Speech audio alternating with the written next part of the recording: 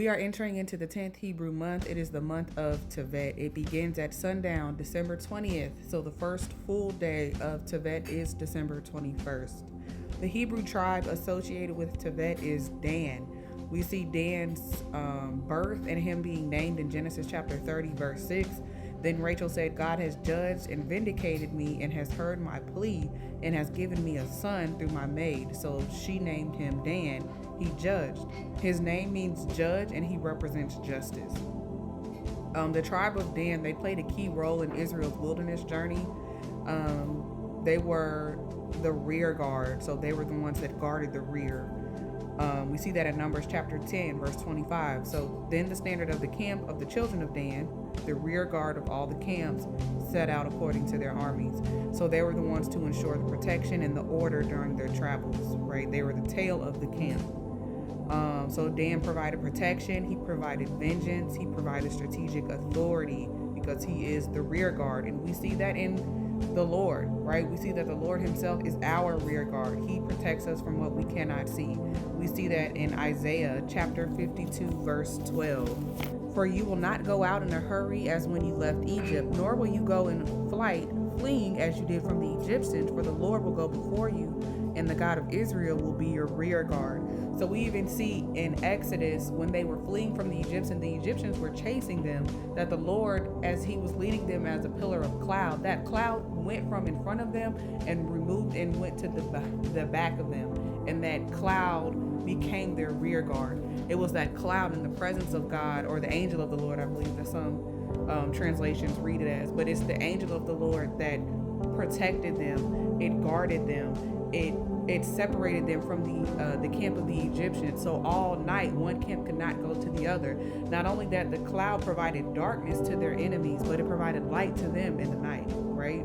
So this is what God does for us. He's our rear guard. He's our protection. He keeps us from danger seen and unseen. He provides light to us, and he is darkness to our enemies as they are trying to attack us. We also see the tribe of Dan in the construction of the tabernacle, because Aholiab, he was also from the tribe of Dan, and he was one of the people that God chose to construct the tabernacle. Exodus chapter 31, verse 6, he says, behold, I myself have appointed with him Aholiab, son of Ahisamach, of the tribe of Dan. To all who are wise-hearted, I have given the skill and the ability to make everything that I have commanded you.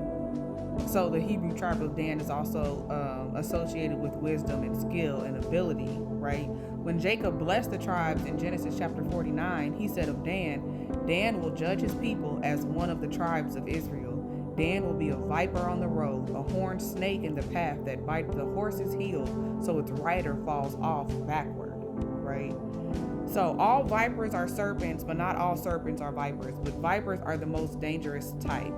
But not only was he a viper, but he was also a horned snake, right? And so we know there's a scripture that says, be wise as serpents and be gentle as doves, right? So again, we see the wisdom there, the wisdom of the serpent.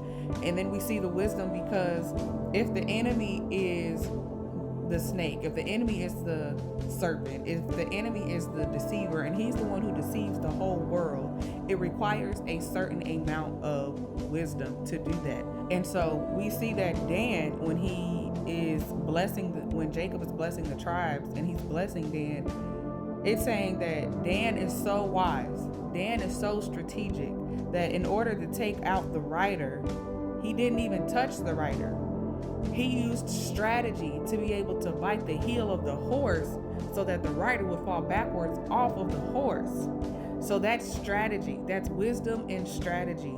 So while we're talking about strategy, the Hebrew letter associated with the month of Tevet is ayin, and that is the picture of the eye. It's an eye, and it's vision, it's sight, it's divine focus. So this is a month to exercise and to use wisdom, to use your vision, your sight, your divine focus. This is the month to use divine strategy, right? And we see this, a lot of it kind of aligns with the Gregorian calendar, because going into 2026, we see a lot of people now strategizing, what do I want my 2026 to look like? We see a lot of people making vision boards and things like that. But spiritually, to align with God's calendar, now is the time to move in wisdom, to seek him, right? If any man lacks wisdom, he is to ask me, and I will give it to him liberally and without reproach. So you need to seek him for wisdom, seek him for strategy, seek him for divine focus. This is not the time to be distracted. This is not the time to slow down. This is the time for strategic authority. God is protecting us. He is our rear guard. He is the one who judges, right? And he is ready to vindicate. He is ready for justice. And we have to move in alignment with him. So things do not just drop in our laps, right? You have to have work of your hands. If God says, I'm going to bless all the work of your hands, there has to be work that you have done so that he can bless it. So this is not a time to hit the brakes, although this is a holiday season and a lot of people like to slow down and rest. This is not a time to rest on what God has called you to. This is a time to press forward, because these last couple of weeks of December, God is looking to restore. He's looking to defend. He's looking to provide justice. He's looking to judge on our behalf.